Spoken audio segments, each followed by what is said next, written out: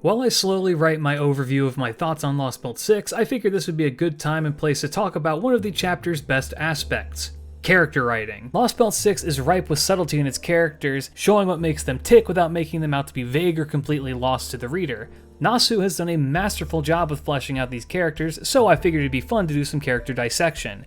This should go without saying, but Lost Belt 6 spoilers. Today's subject is Tamlin Tristan. Of the three Tamlin, she is maybe the one who is the least understood because of her actions, and her conclusion is somewhat vague.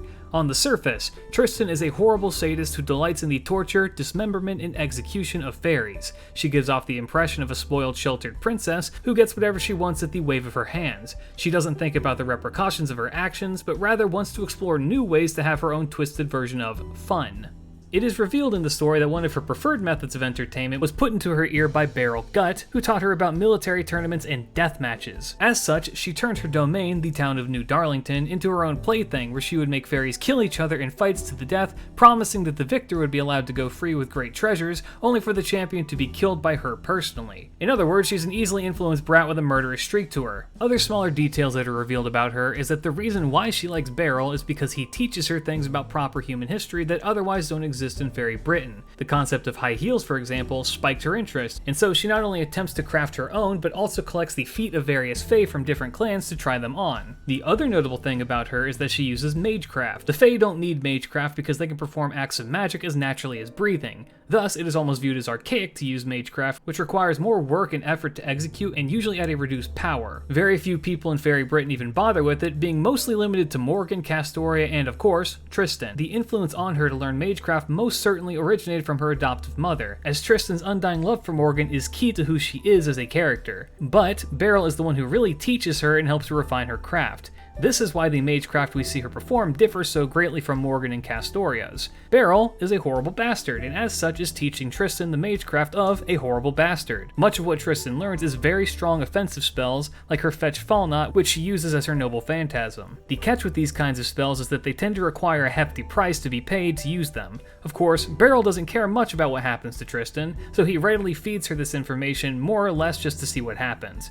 Fetch Fall Not, for example, is a magecraft-based voodoo doll that makes a copy of the victim from a part of their body and allows one to control them regardless of how far away they may be. However, every time you perform this spell, it eats away a bit at your soul, eventually leading you to become rotten. Tristan is unaware of this repercussion, but realizes that something is off about it, making the claim that she feels disgusting after using it. This is another key component to her character. She's incredibly innocent. Despite her actions, Tristan deep down shows that she is very childish. She wants to see and experience all sorts of things, but puts up a front of sadism to make sure that she remains safe. Her true nature is in there, just buried very deep. We get the best glimpses of her true self anytime where she fails. There is truly only one thing that Tristan is afraid of, and that is losing favor with Morgan. Tristan goes as far as to steal from Morgan in hopes of correcting her own failures to regain her mother's love. The true tragedy of this is that nothing in the world would make Morgan hate Tristan. Like I said earlier, Tristan puts up a front. It's completely outside of her nature to act cruelly towards others. For Tristan is the Bavan Shith, or Banshee, a vampiric fairy that requires the blood of others to survive and is described in Fairy Britain as a type of fairy that actively wants to make others happy. In previous incarnations, she was a kind and gentle girl who wanted to help out others and did things for them so that she could be loved. After her defeat and her true name is revealed, they describe her as a prostitute who sells her body in order to drink the blood of not just fairies, but the inferior species of humans. She would work herself to the bone just to make others happy. This was met with retaliation on the part of those that she had helped, who attacked her, dismembered her, and then left her to die. Morgan, having seen this, took the girl in, likely finding some kind of kinship with the attempt of satisfying the needs of others, only to be betrayed over and over again. There is implications as well that Morgan has gone through this process of trying to find Tristan after she is killed in similar ways over the last 2,000 years,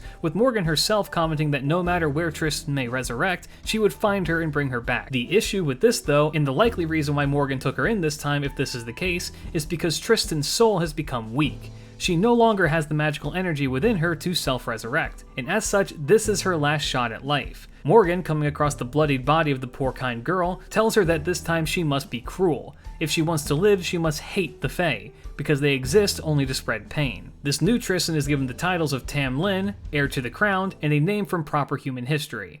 All of this in hopes of her being able to live. It is for this reason as well that she doesn't hate us or Castoria when we meet. We aren't fairies and she can tell, so she somewhat lets her guard down around us at first, which is a very nice little detail. However, it would be this very love for her mother and following the same kind of nature of working tirelessly for others that would lead her to her demise. Believing that this time was the last straw with Morgan, having failed in preventing proper human history in Castoria's advance, Tristan steals a cursed mirror, trapping us and Castoria inside. The mirror, being a magecraft item that makes the user experience their own self-doubts, shatters after we overcome it, releasing a retaliatory curse onto the one who put us in there, Tristan. This curse seems to have hastened up the rotting of Tristan's soul, who manages to make it back to her room before she begins to rot away, worried less about herself and more about how her mother will feel about her having failed yet again. It is in this state, unable to move her arms or legs, that Spriggan and his guards capture her. She is unable to defend herself or even move, and in this state is dragged to Morgan's throne room and presented to the Queen. The shock of seeing this is enough to cause Morgan to lose the will to fight temporarily, giving the fairies of the throne room the opportunity to murder her. In this commotion, mother and daughter are both viciously stabbed to death, and Tristan, once again, is dismembered. In a final act of indignity, they are thrown from the throne room to the pit.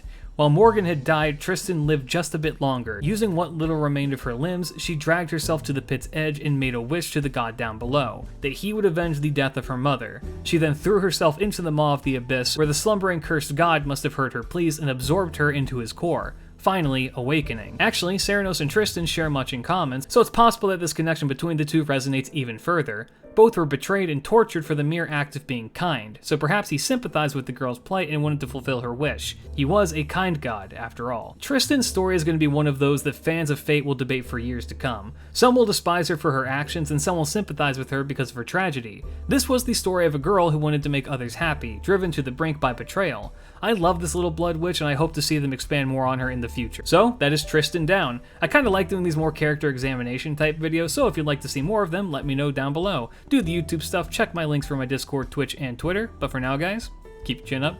Peace.